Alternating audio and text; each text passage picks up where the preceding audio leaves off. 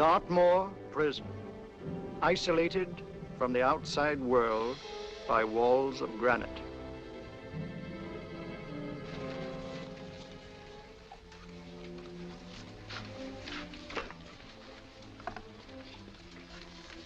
They say you could get out of here by merely telling what you know. You may or may not be another Scotland Yard bloke. But I'll give you the same answer I gave the others. I still have 2 years, 8 months, and 6 days left in which to make musical boxes. That'll be sold at auction for the benefit of this delightful sanctuary. And I intend to sell them.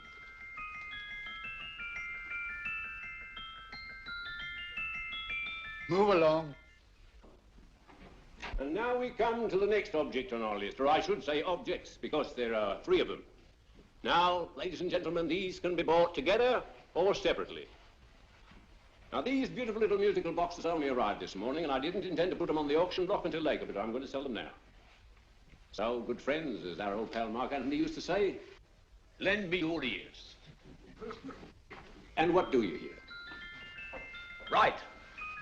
The beautiful tinkle tinkle of a musical box. What a lovely trinket. What a beautiful gift. Created and made by loving hands. A thing of beauty and utility. I was going to start with £5. It's a bargain, £5. Do I see any hands? If there's a connoisseur in the house, will go £3 for it. £2. £1. 10 shillings. Thank you, sir.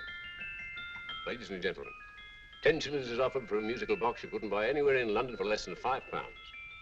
It was stealing to let it go for 10 shillings, like taking milk from a baby. All right, we started for 10 shillings. 10 shillings, 10 shillings is offered, 10 shillings is offered, 10 shillings is offered. And anybody give me £1? Will it be £1? Oh, won't someone give me £1? A pound, £1 is offered, £1 is offered, ladies and gentlemen, £1 offered is against you, sir. Will you go to £2? Will you go to £2, sir? £2, £2 is offered, £2 offered, going once, twice, third and the last call. So to the gentleman for £2. Sorry, my dear. Now, ladies and gentlemen, comes the opportunity to purchase an exact duplicate of the beautiful little musical box just bought by this gentleman for the ridiculous low price of £2. Oh, it's exactly the same. Exactly the same. Made with the same hands. You hear that? Isn't that lovely? That tinkle, tinkle, tinkle, tinkle.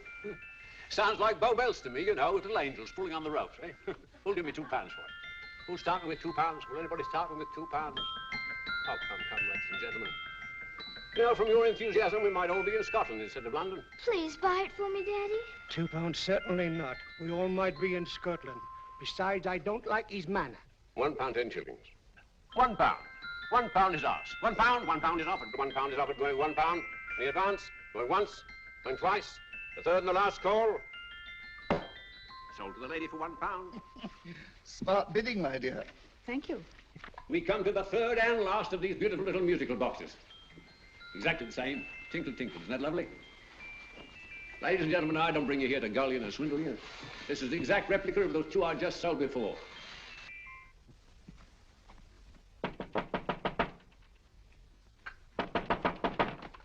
We're closed. But this is extremely important.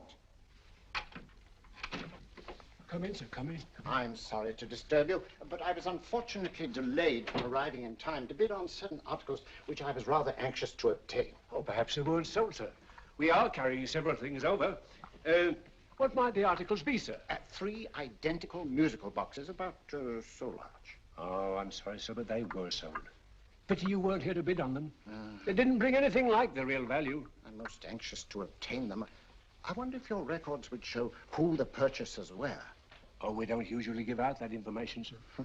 For certain, shall we say, sentimental reasons, I'm most anxious to get in touch with the purchasers. I'd be willing to pay, shall we say, £5. Well, for certain sentimental reasons, sir, we'd be very happy to oblige. Alfred, today's sales. The 3 musical boxes. Musical boxes, oh. Ah, here we are. The first purchased for £2 for Mr. Julian Emery, 52 Portman Square. Write this address down, Alfred. Yes, sir. Second didn't leave any name. Oh, how unfortunate. I think she's a dealer. You see, they don't like us to know where the things are going. On account of the profits. You say the second purchaser was a woman.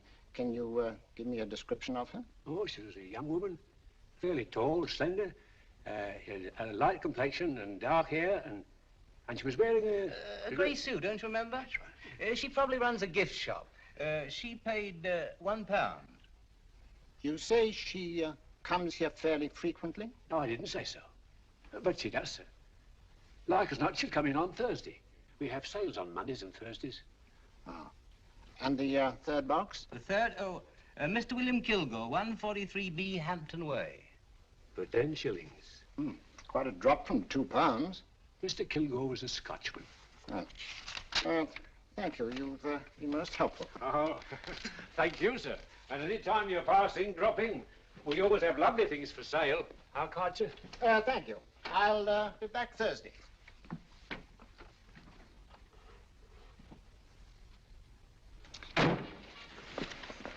The message reached us too late.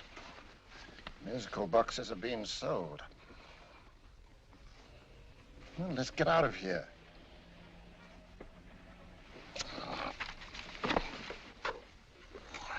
Someday you'll go too far. Reaching for a star, you fool. Yet a fool may touch a star, Colonel Cavanaugh, if he but reach high enough. But not possess it as you would. The musical boxes, they're being sold. What a pity for you, my dear Colonel. Is it my fault that the message reached us only an hour ago? Is it my fault that they were sold? She can't hold me responsible for that. Hope for your sake you're right.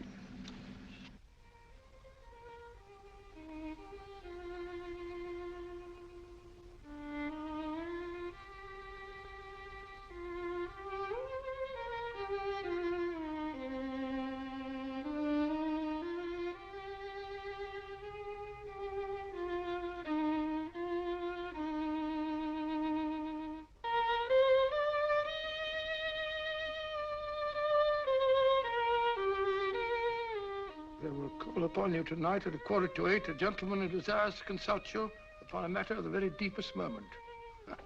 Remember that letter, Holmes? It was written over 2 years ago. An interesting case, devilishly interesting. Irene Adler. What a striking-looking woman from the brief glance I had of her. Seems only yesterday. What charm. What poise, and what a mind. Sharp enough and brilliant enough to outwit the great Sherlock Holmes himself. I take it the new issue of the Strand magazine is out, containing another of your slightly lurid tales. Indeed. What do you call this one? I call it A Scandal in Bohemia. Not a bad title, eh? If you must record my exploits, I do wish you'd put less emphasis on the melodramatic and more on the intellectual issues involved. More on the what do you mean by that? Well, I do hope you've given the woman a soul. She had one, you know. By the woman, I suppose you mean Irene Adler. Yes. I shall always remember her as the woman.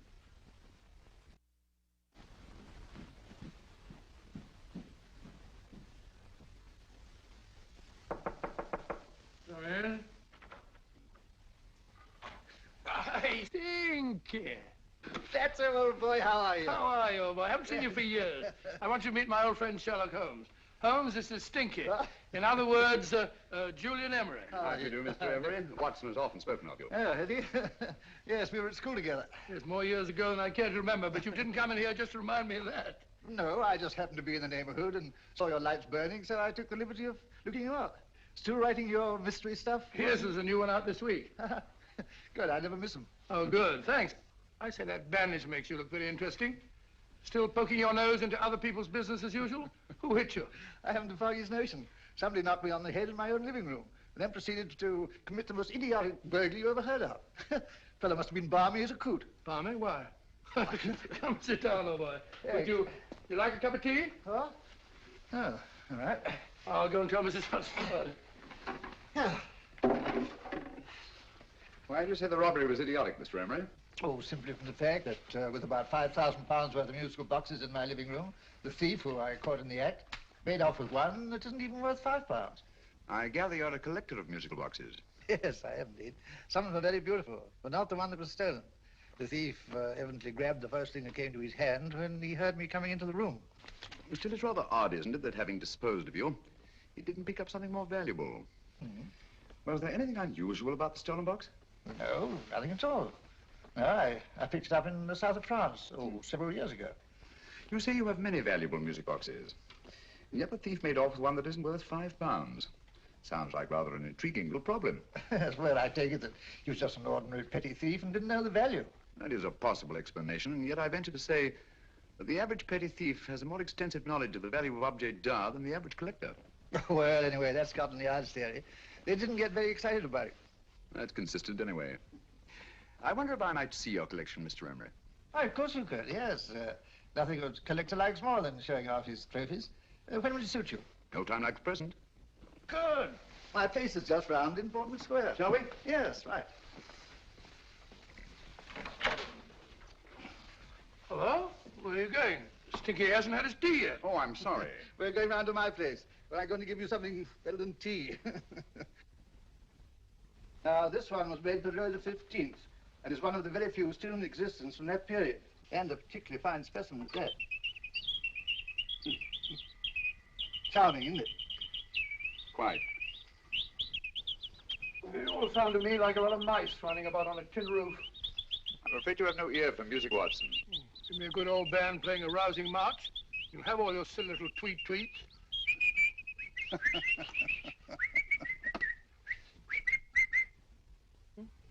Another room. Is this me?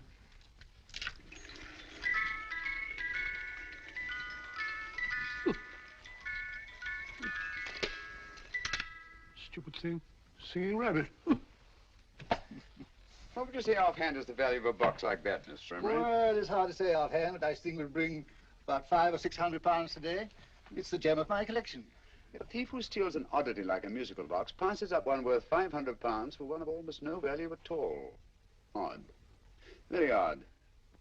What was the stolen box like, Mr. Emery? Oh, just a plain wooden box about so big. Mm-hmm. As a matter of fact, I have one over here almost exactly like it. I picked this up yesterday at an auction room in Knightsbridge. Paid only £2 for it. Of course, I wouldn't in the ordinary way add one like this to my collection, but the tune intrigued me. I'd never heard it before.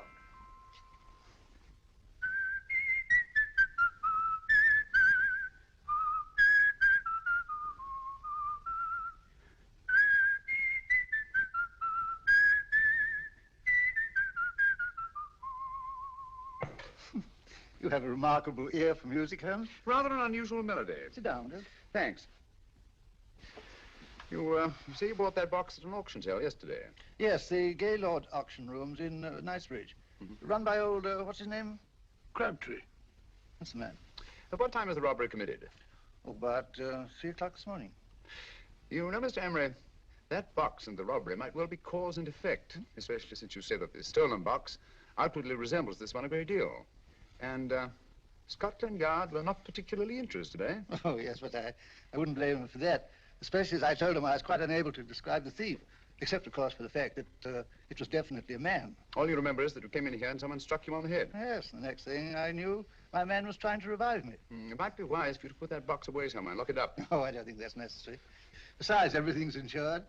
Well, at least if any further attempts at robbery are made, I'd suggest that you call the police, rather than running into any personal danger. Oh, come, Holmes, aren't you being a bit of an alarmist? Possibly. Well, Mr. Gray with old Stinky. Seems to me you are making rather a mountain out of a moleskin. Molehill is the word, old boy, and it's time you were in bed. Thanks so much for letting us see your place. Now the best, been glad meeting you. Holmes, I can't understand why you were so mysterious. Seems to me the petty thief explanation was the only sensible one. Really? Yes, I can't see how you can believe it was anything else. I didn't say I believed it to be anything else. The petty thief theory is the obvious one, I grant you. However, it's often a mistake to accept something as true merely because it's obvious. The truth is only arrived at by the painstaking process of eliminating the untrue. We are not able to do that in this case without further data. Rubbish, you're pulling my leg. You're trying to turn a tuppenny halfpenny robbery into an international plot. No, I'm not. I just hope that your friend Stinky is a little more cautious in the future, just in case.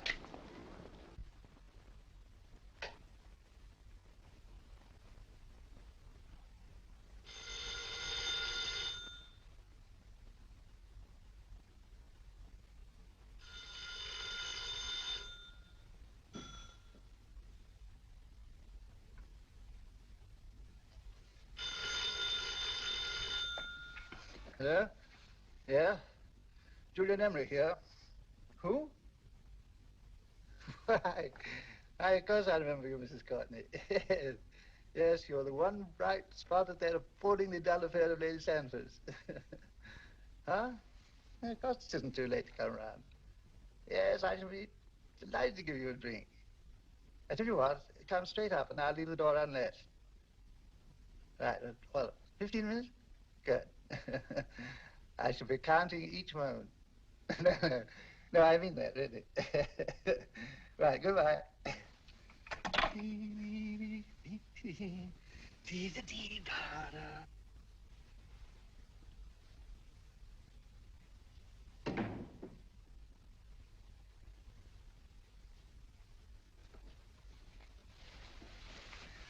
Boo!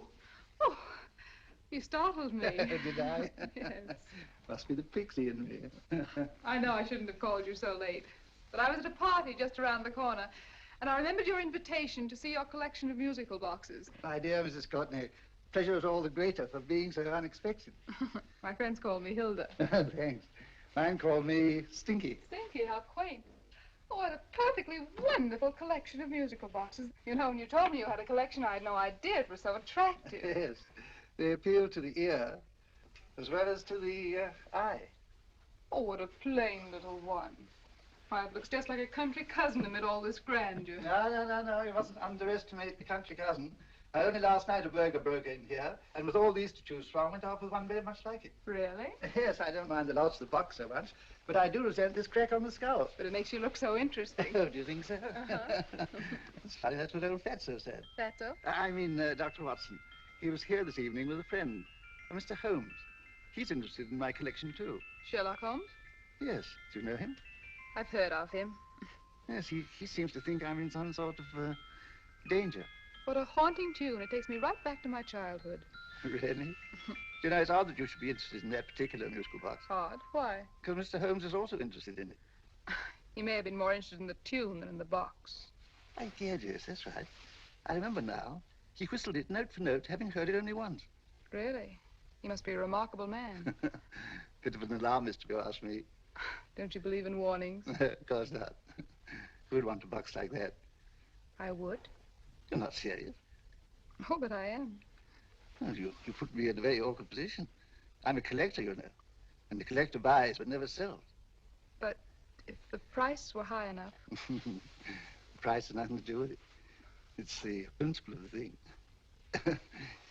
Yes, well, we haven't had our drink. No, thanks. I must be getting along. Must you really? I'm afraid so.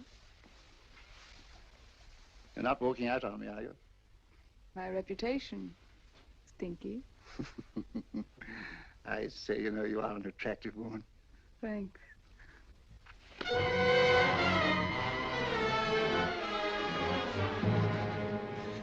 You fool. I told you to wait outside. What did you have to kill him for? All I had to do was walk out with this. He held you in his arms. Don't touch him. Don't touch anything. Now get out. I'm sorry. You're sorry. What about me? This is murder. What about Scotland Yard? What about Sherlock Holmes? Now get out!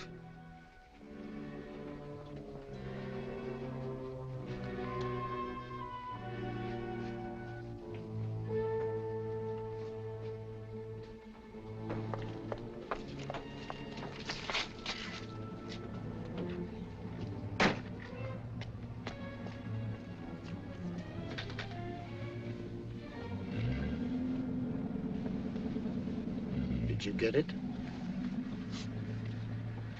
Good.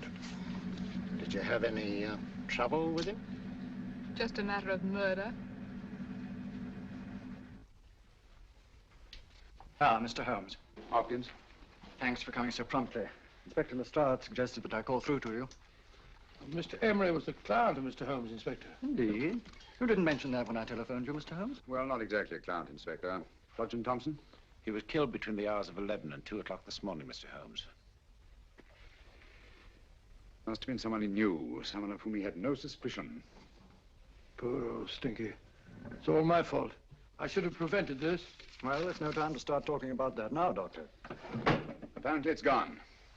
That's the second attempt on the musical box that Emery bought at the auction sale. And this time it was successful. But that box was only worth £2. It was worth a man's life, Watson.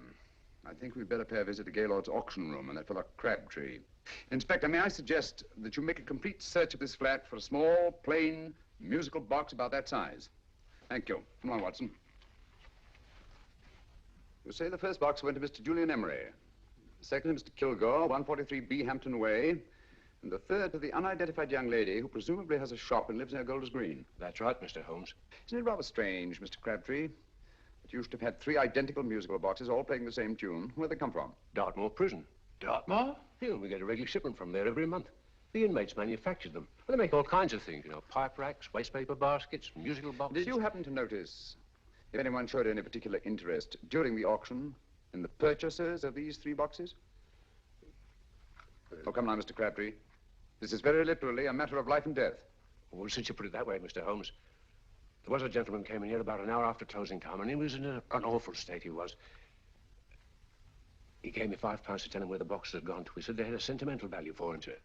Expensive sentiment. Can you describe him? He was tall, distinguished looking, and he had grey hair and a moustache. Oh, he was quite a gentleman, sir. Now, what was his reaction when you were unable to supply him with the address of the young lady who owned the shop? I told him the young lady usually come back on Thursday. He said he'd come back on Thursday. Now, that's tomorrow. Thank you, Mr. Crabtree. You've been very helpful. Thank you. Come on, Watson. Where are we going now, Holmes? To the home of Mr. Kilgore, the man who bought the 3rd box.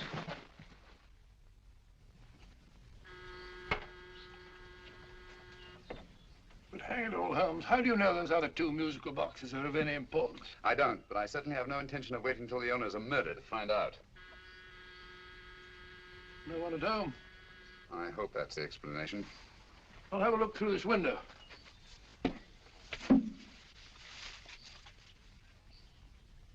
Doesn't seem to be anyone there. The whole place seems deserted as far as I can see. Yes? Mr. and Mrs. Kilgore at home? No. When do you expect them? Oh, in an hour or so. There's no use you're hanging about. They don't buy nothing from peddlers. Peddlers? My good woman, this is Mr. Sherlock Holmes. Sherlock Holmes? Oh, go on. Do you mind if we come in and wait?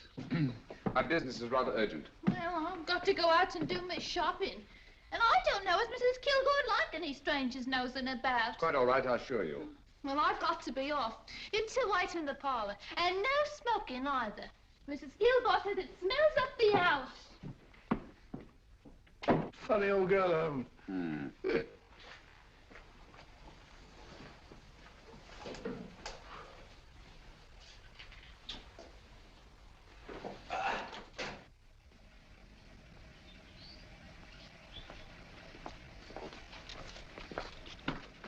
Park Lane. Park Lane? And what would the likes of you be doing in Park Lane? Now, don't worry about the fare, Ducky. If you knows how to get to Park Lane, up it.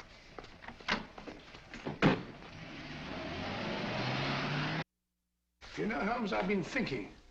There must have been something hidden in that box of old Stinky's. Stolen jewelry, possibly. What's up, Holmes? Listen. What's just some steam in the water pipes?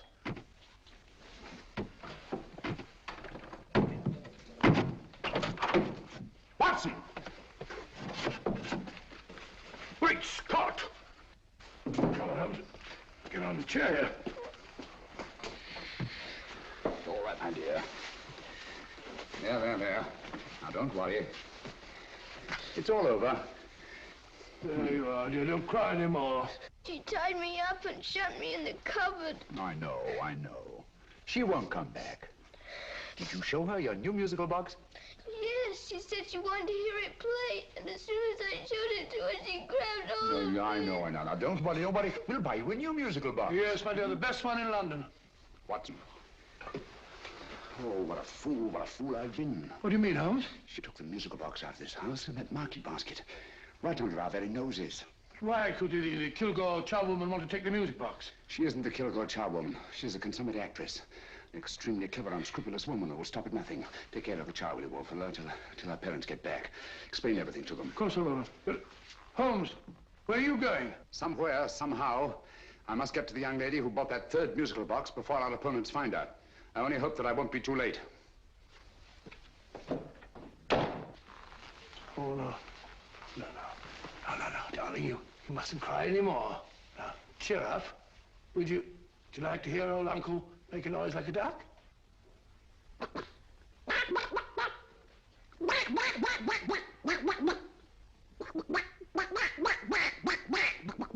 Oh, sorry.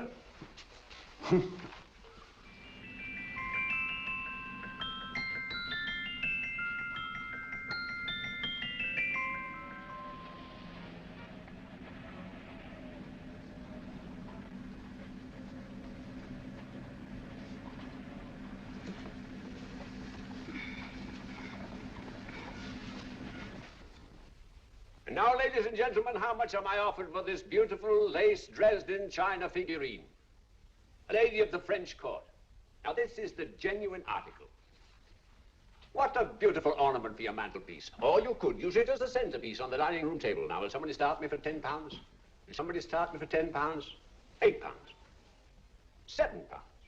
All right, £5 is offered, £5 is offered, £5 is offered, £5, 10, £5, 15, £5, 15. £6 is offered, £6, going once, going twice. The third and the last call will be all done. Sold to the lady from Twickenham for £6. Next, we have a real museum piece, ladies and gentlemen. A fine 19th century doll. The costume an exact replica of the holiday clothes worn by the Hungarian peasant women. Now, ladies and gentlemen, an article like this would cost you from £15 to £20 in a West End shop. I'm not going to ask for anything like that. Will give me £2 for it. £2. Does anybody offer me £2? £2 for the Hungarian? £2? £1. What? Anybody give me £1? Anybody offer me £1 for the doll? £1 is offered, ladies and gentlemen. £1 is offered. Now, I'm not going to waste your valuable time or mine in trying to get one half of what this beautiful doll is worth. If the young lady can steal it for £1, that's her good fortune. So it's going once, it's going twice, the third and last call. Any more? Sold to the young lady for £1. And now, ladies and gentlemen, may I draw your attention to something which may be a great surprise to you, worthy of any collection. The only other one like it is in the British Museum. It's a Ming vase of the 7th dynasty. This vase lay in a large collection somewhere outside Rome for over 2 centuries, I understand. It was discovered there by the noted antiquarian, Sir Andrew Coppleston. Now, some of you may remember Sir Andrew Coppleston. Besides being a noted traveller and antiquarian, he's also a gentleman rider. A girl with a parcel in her hands, that's her. Are you sure that's the girl? Well, she fits perfectly the auctioneer's description. Follow her, Hamid.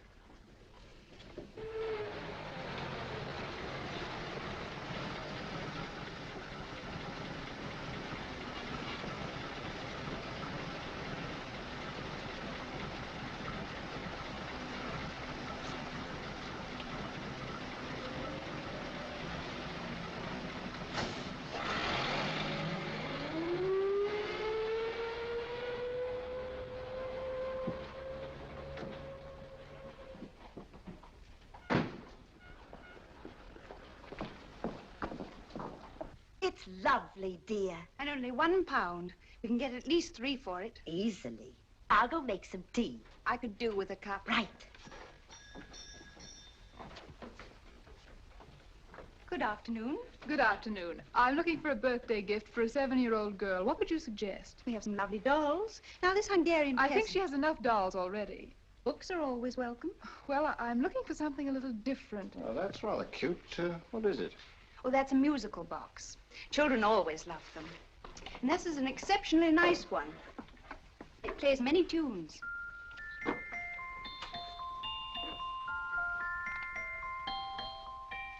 Have you any others? Yes. If you'll just step this way. I have only 2 left.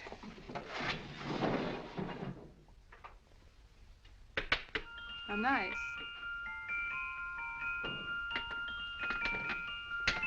Are you sure this is all you have? I'm sorry. They're rather hard to find, you know. That's our entire allotment. I did have one other, but I sold it earlier this afternoon. But it was only a plain wooden one. It wouldn't have been a very nice gift for a child. Really? Do you happen to know who the purchaser was? Why, yes. He left his card, just in case anyone should inquire for him.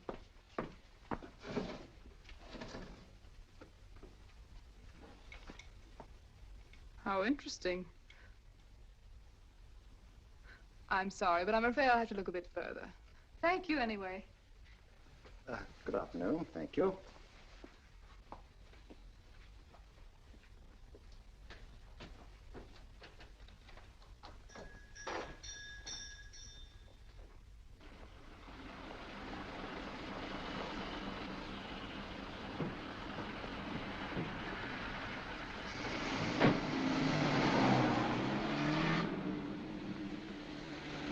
Heavy! Follow that cab. Here now, what? Scotland Yard. Hop in.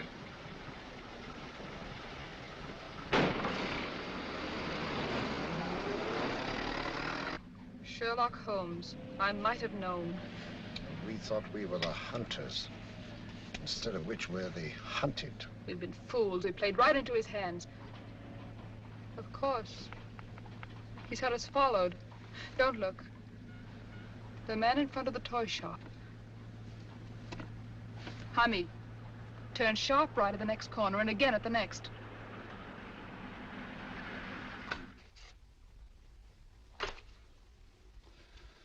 No photograph of her, Commissioner, as I expected. She's not a known criminal. But how do you expect to know if you do find her? After all, she was disguised as a charwoman. Don't worry, old fellow. If I ever see her again, I'll recognize her. Well, it won't be long till we know who they are and from where they operate. Who's covering them? Sergeant Thompson's following them, sir. They won't get away from him. He's a good man. We could have arrested them at Clifford's toy shop if we had any proof. But we know that they killed Emery. Proof, my dear fellow. We must have proof. We have x-rayed it, sir. There's nothing whatever concealed in the box. We'll have a look at the plates.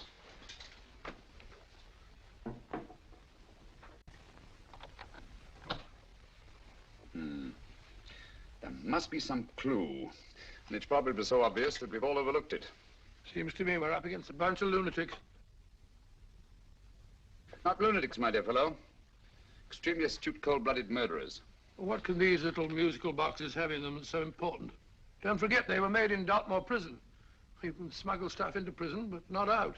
You want us to break the box apart, sir, to see if there's anything the x-ray hasn't caught? No, not yet. Do you mind if I take it? Certainly. Thanks.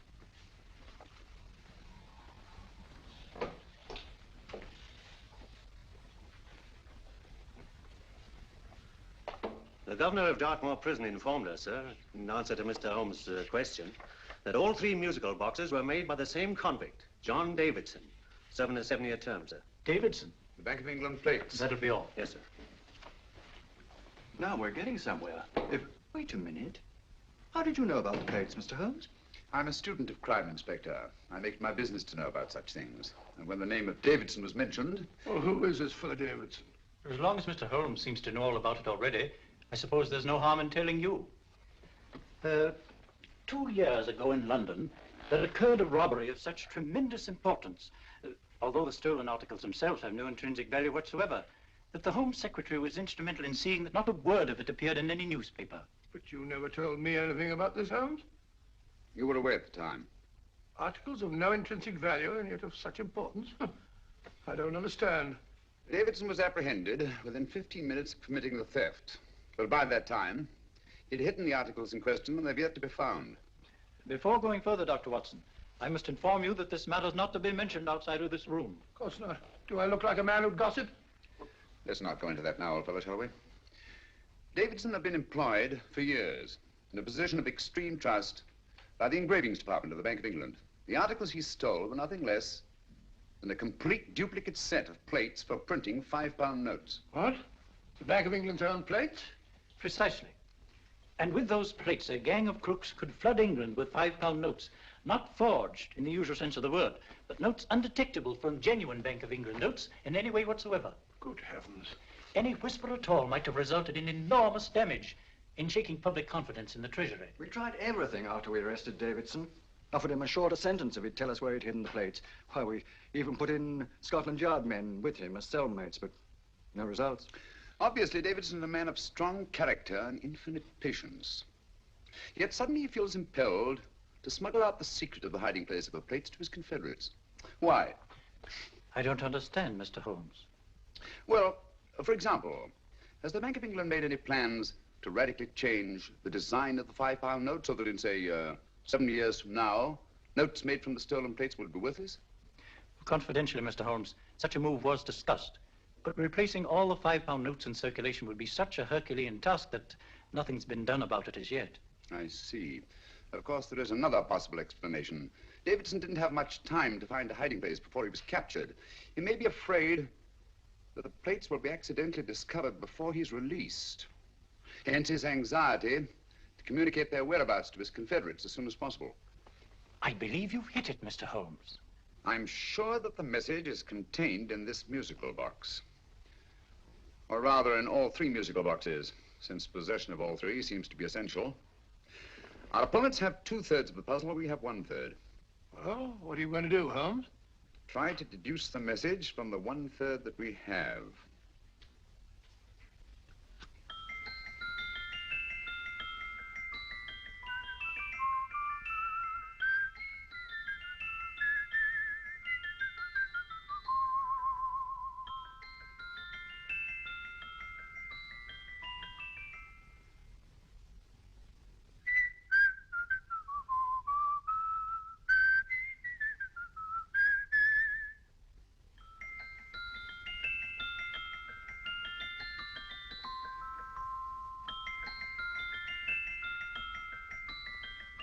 It's the same tune as the one played by Emery's musical box.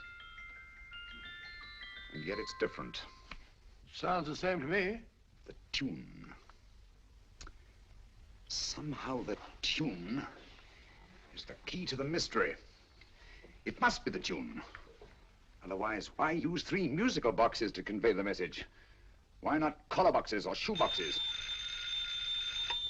Yes? Oh. It's for you, Inspector. Oh, thank you, sir. Inspector Hopkins speaking. What?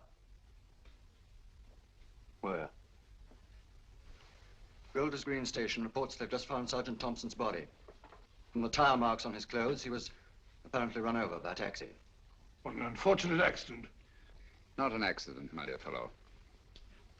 I'm afraid it's murder. Just who you're going to meet when you're walking down a busy London street. Mrs. Hawkins, Mrs. Brown, any subject of the crowd. Oh, you never know just who you're going to meet. So you better hold your topper in your hand, just in case you meet a lady on the Strand. Girls will think you're kind of sweet, and your day will be complete. Oh, you never know just who you're going to meet. Now, a gentleman is judged by his appearance. Yes, a gentleman is judged by how he talks. Now, he's much better off when he's acting like a toff, especially if he's taking him a walk. What on earth is this outlandish place? A rendezvous for actors. Actors? Buskers, old boy. You've seen them 1,000 times. Actors who entertain the queues, waiting outside theaters.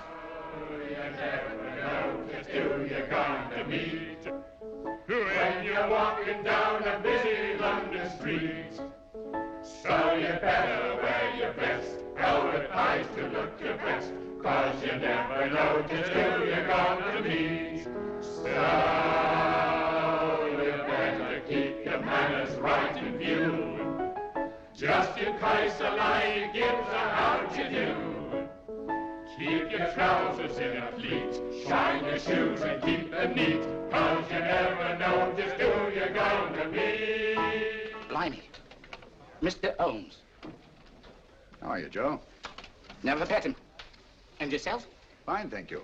I want you to meet a friend of mine, Dr. Watson, Joe's sister. Oh, well, any friend of Mr. Holmes is a friend of mine. Hi, Joe. He did me a good turn once that I'll never forget. Yes, I cleared Joe of a most unpleasant charge. Murder, no less. Oh, really? By proving to the satisfaction of the police that he was busy at the time blowing open someone's safe. That's right, Governor. Good gracious me. Joe, now you can help me. Come on, buzz off, buzz off. Come on, up it, up it. Can't a gentleman have some peace and quiet around here? And you too. There you are, Mr. Holmes. Now we can have some peace and quiet around here. Thank you, Joe. There's £5 in this for you. Well, I wouldn't want to take it on myself, sir. But I can get somebody to do it for you for half of that. You don't know what the job is yet. For £5? Murder, ain't it? What? No, Joe, not murder, just music. I want you to identify a song for me. Oh, there ain't a song that's been written that I don't know. That's why I came to you.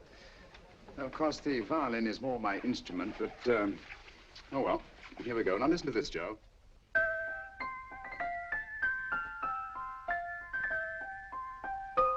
Wait a minute. You're playing that wrong. That should be E natural, not E flat. You know the song? Oh, yes. It's an old Australian song called, the Swagman. But you're playing it all wrong. That's what I hoped you'd say. Now, listen again, Joe.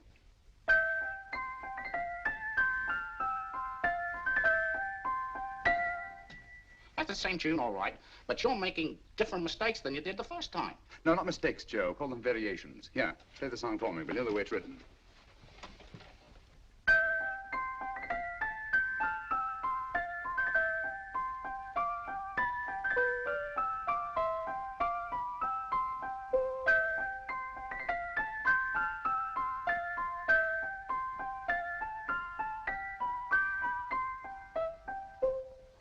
There you are.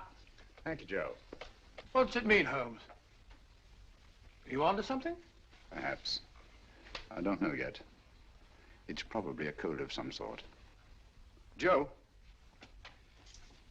could you write the song down for me, the way it was originally written? Oh, sure, Mr. Holmes. But it'll take a few minutes. Here, Mabel. Pale ale. Come on, up to it. Along with it.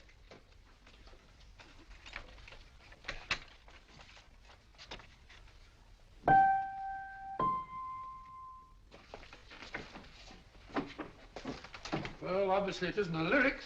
No combination of those words made any sense at all. The variations in the way Emery's musical box played the tune are different from the variations in the one we have. You sure? Quite.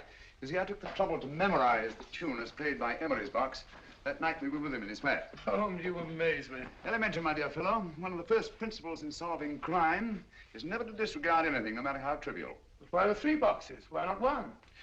Because the message was obviously too long to be conveyed by any one variation.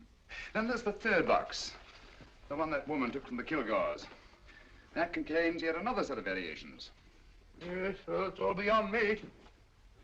Well, all we have to do now is to find the secret of the variations. Not a very easy problem to solve, my dear fellow. Hello. What's up? We've had company.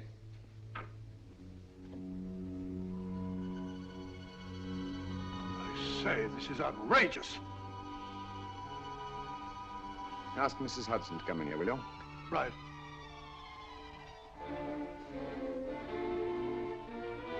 Mrs. Hudson? Yes? Oh, there you are. Will you come up here at once, please? Oh, coming, sir.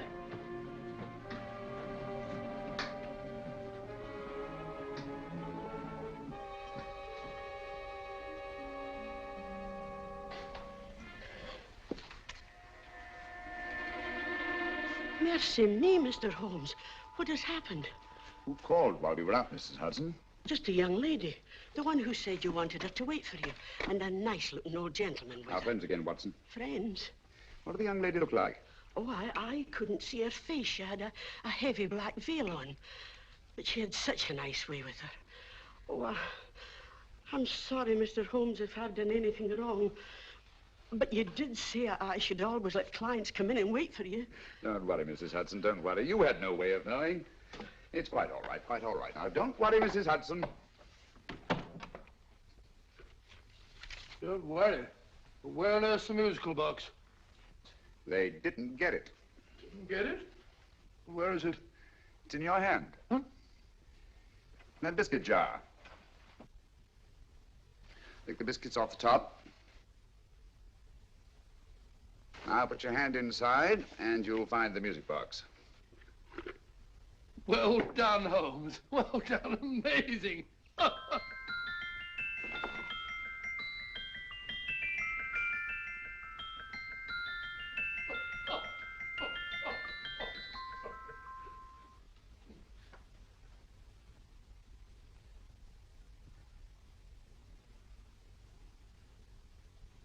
Phew.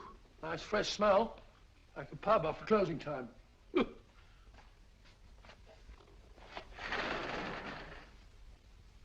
I say, Holmes, What? it's morning.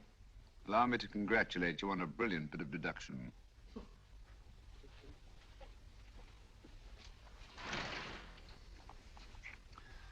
It's not a transposition, not a polygraph transposition, not a trigraph, nor any known form of decoding. How about the Morse code? Have you tried that? Yes, at about 3 o'clock this morning. I'm sorry, old man. I was only trying to help.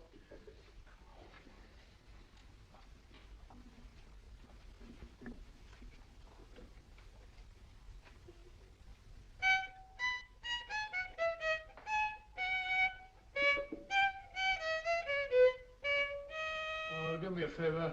Not again. Must have heard that thing 1,000 times. Kept me awake all night.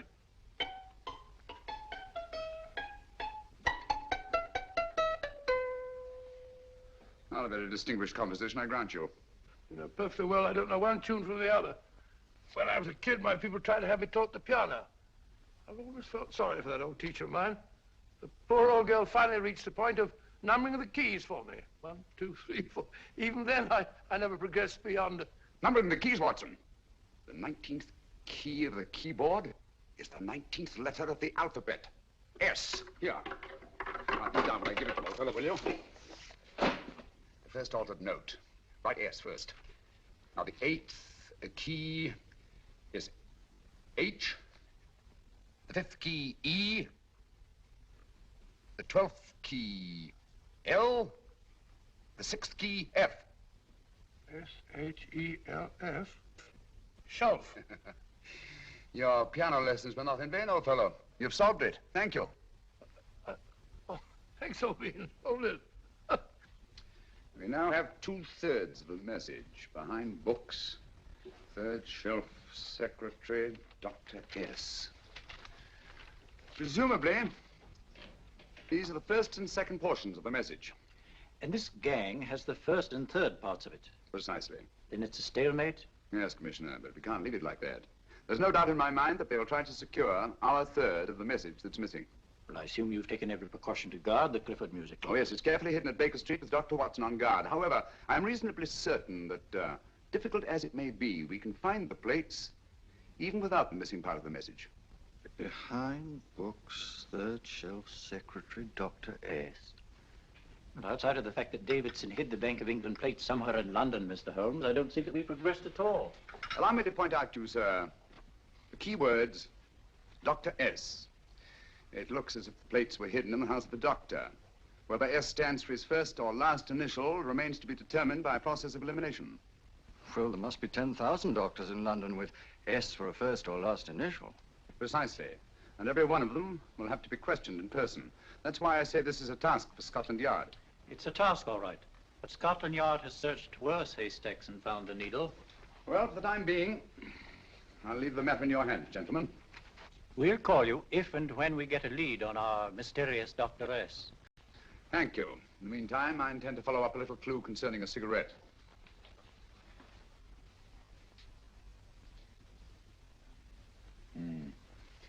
You're certain of the identification of the tobacco? Absolutely. I have made up this special blend for only 3 customers.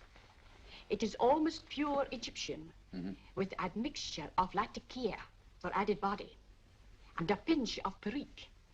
Merely a whisper, as one might say, for elusive fragrance. Yes, yes. And the 3 customers?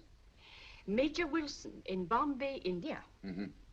Mrs. Catherine Leamington Smith in Ireland. Yes, and the 3rd? Mrs. Hilda Courtney of Park Mansions, Bryanston Square. Thank you. Thank you very much. You've been most helpful. It is a pleasure to have been of service, Mr. Holmes.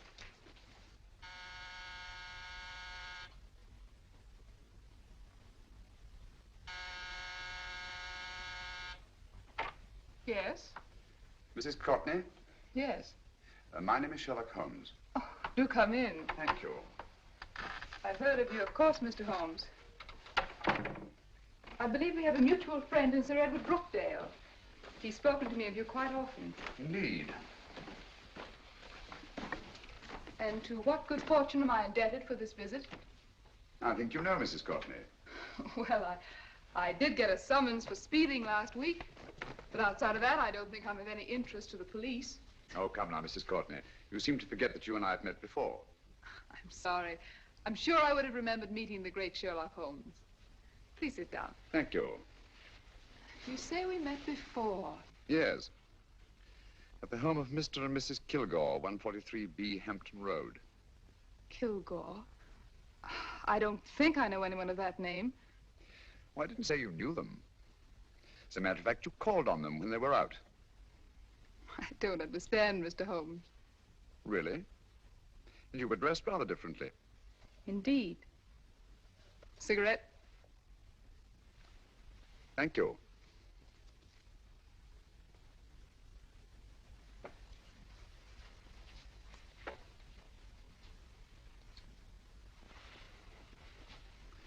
Thank you.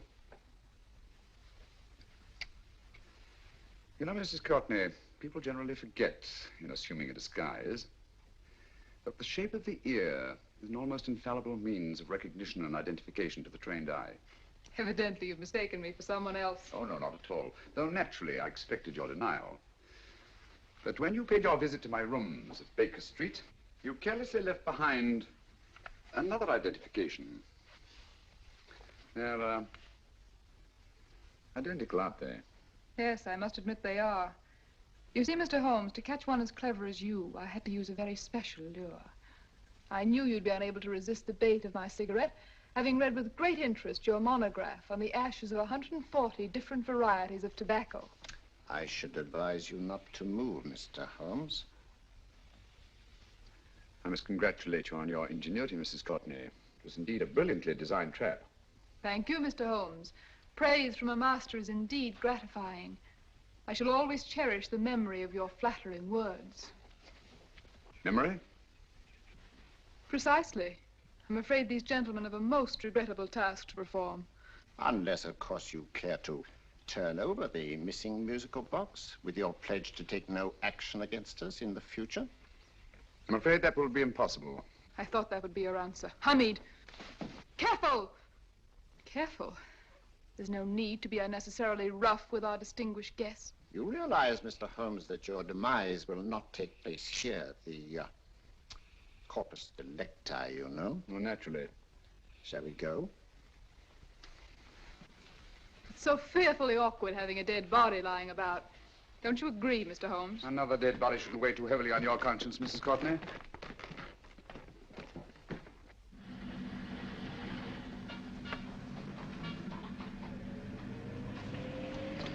Do you mind if I have a cigarette? Don't see why not.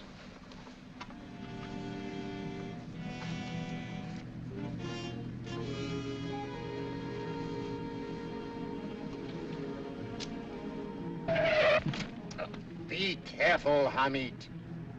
It's the brakes, they bind. Thank you, Colonel Cavanaugh.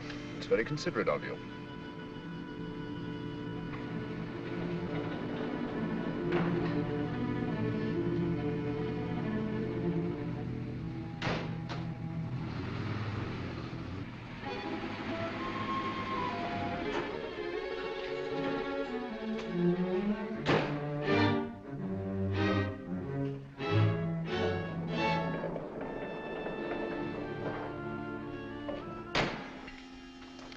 You'll be happy to know, Mr. Holmes, that your death will be a painless one.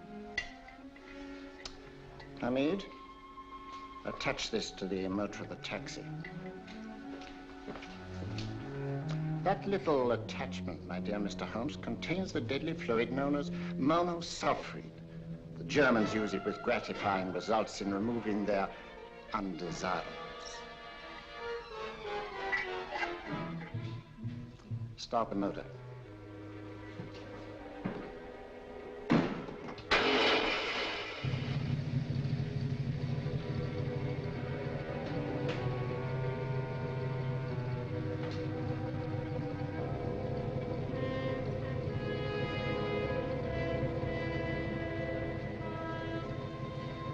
Tape his mouth.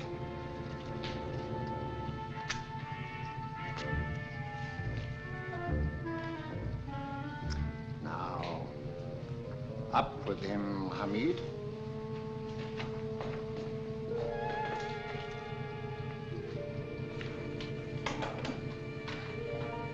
You find yourself like Muhammad's coffin, Mr. Holmes, suspended between heaven and earth. Plenty of fuel in the tank? Good. It would be too bad to have anything go wrong through so simple an oversight.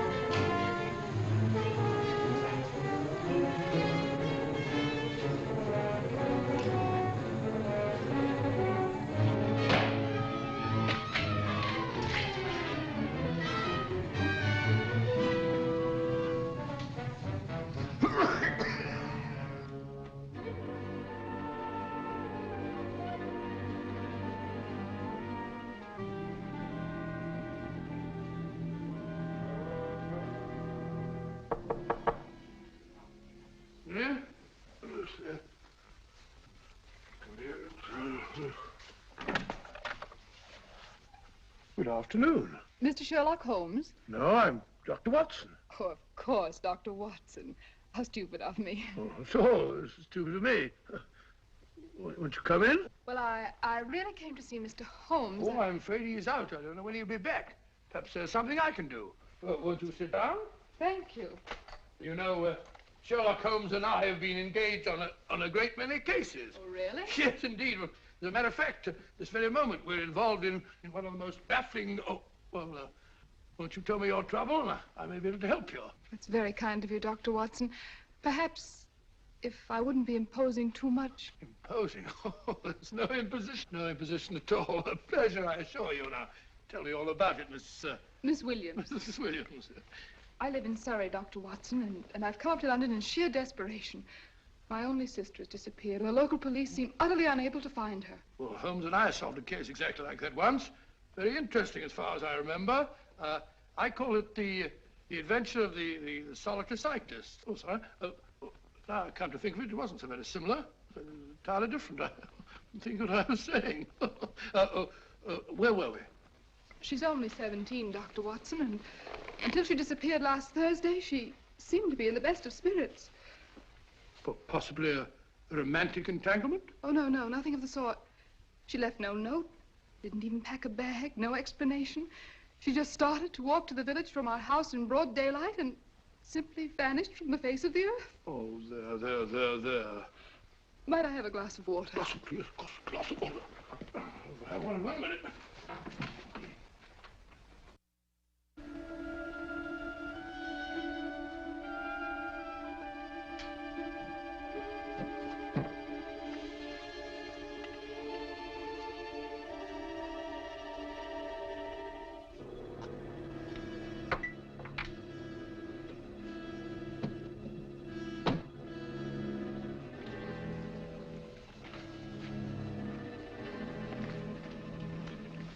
There you are, my dear. Thank you, Dr. Watson. No, you're not to cry anymore. You must pull yourself together. Oh, I feel much better already knowing that you're going to help me. Oh, Dr. Watson, look! Good heavens! Oh. Get through the fire brigade, quickly! Haven't you a fire extinguisher? By Jove, we have in the kitchen.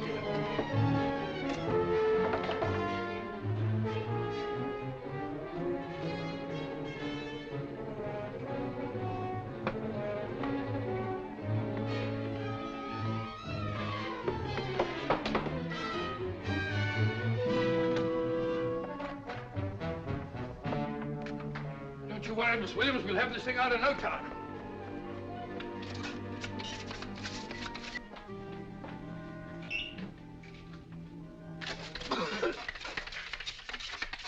That's got it. Get some air. Well, you see, there was no need for the fire brigade after all. I hope you weren't too frightened, Miss Williams. Oh, gone. What's the trouble with women? They always lose their heads in an emergency. Well,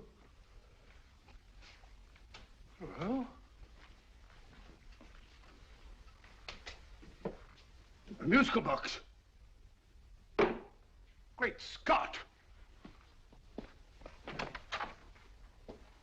Miss Williams!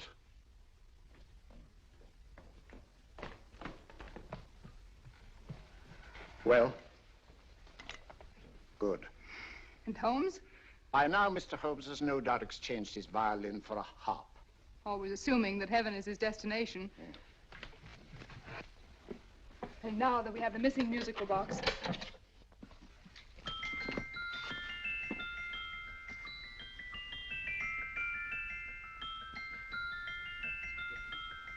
Nineteenth note.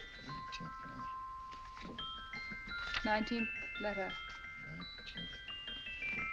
S. He hasn't been there, you say? Holmes, where on earth have you been? I've been trying to get you at the club, at Scotland Yard, all over London. You were looking for me in the wrong places. Holmes, terrible things happened. I've been duped. That woman, she made a complete fool of me. Well, what do you mean? Well, she came here, let off a smoke bomb. I thought the whole place was on fire, and my first thought was to save the musical box. No need to say any more. She has the box. Yes. Don't blame yourself too much, old fellow. She's an extremely clever antagonist. Smoke bomb, you said? Well, you can console yourself with the thought that your charming friend is at least a reader of yours. What do you mean? If I remember correctly, you wrote about my little experiment with smoke and the cry of fire in a story you entitled A Scandal in Bohemia, which has just appeared in the Strand magazine. All right, old boy. Don't rub it in. Well, it may cheer you up to know that you made a fool of me, too.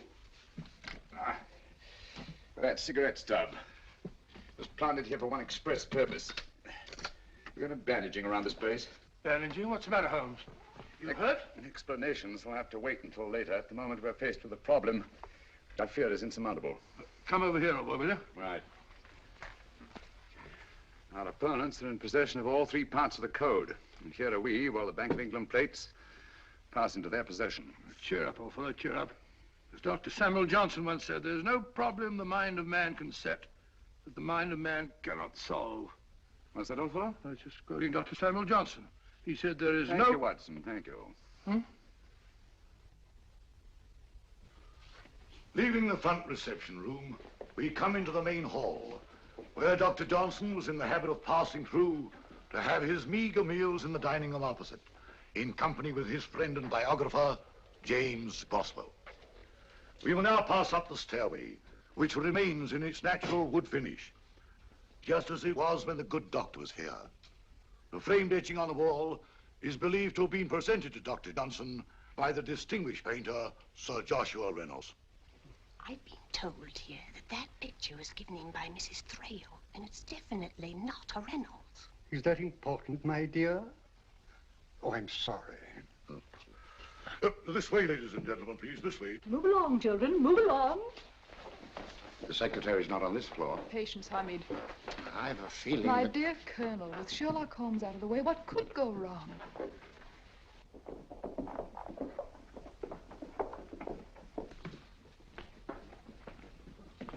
And here we have the Garrett Library, in which Dr. Johnson wrote his famous dictionary, and in which you will see also many of the great man's books and other items of interest. Step forward, ladies and gentlemen, please, step forward. Standing in the corner is the secretary, which contains many of the original works by the literary genius. On this table, Dr. Johnson's cat, Hodge, used to sleep while his master worked. A strange thing about this cat, ladies and gentlemen, was its love of oysters. They do say that the dear doctor often went hungry to find the cat that delicacy. What a pity. Now we will visit the grey room, which is immediately below us, in which you will see the very bed in which Dr. Johnson died. What did he die of? Gout. Just gout. This way, ladies and gentlemen. Mind the steps, please.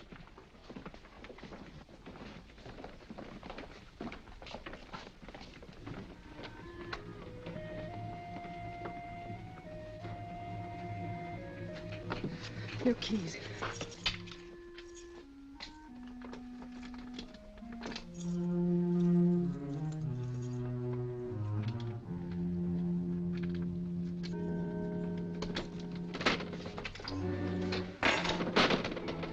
Third shelf up.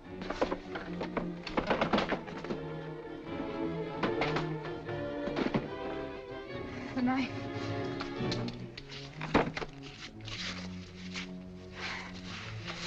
Gentlemen, the Bank of England plates. Well, Mrs. Courtney, so we meet again. No, I shouldn't do that if I were you, Colonel Cavanaugh. I must congratulate you, Mr. Holmes. You're far more clever than I thought. Thank you, Mrs. Courtney. Praise from you is indeed gratifying. I shall always cherish the memory of your flattering words. Memory? Oh, thank you. And now I have a most regrettable task to perform.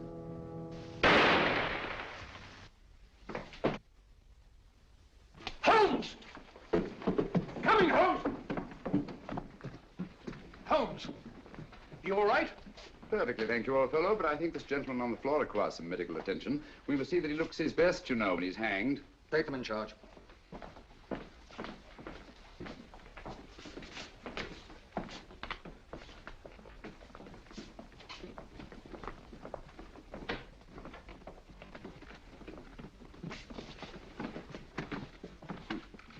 A brilliant antagonist.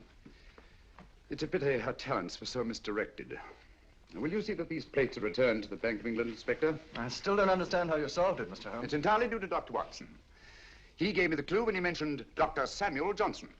Well, congratulations, Doctor. Oh, thank you, Inspector. I don't think I'd have done it entirely without Mr. Holmes's help, you know. Oh.